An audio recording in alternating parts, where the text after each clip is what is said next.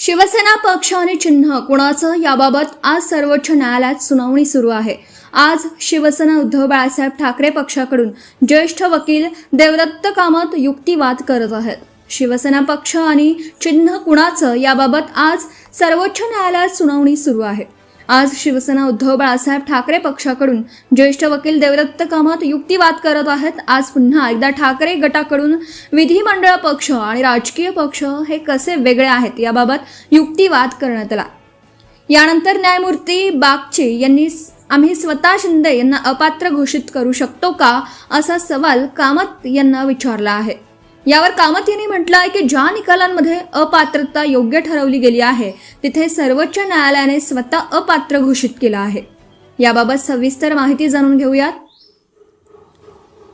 देवदत्त कामत यांचा युक्तिवाद। देवदत्त कामत यांनी युक्तिवाद करताना म्हटलंय की विधिमंडळ आणि राजकीय पक्ष वेगळा आहे।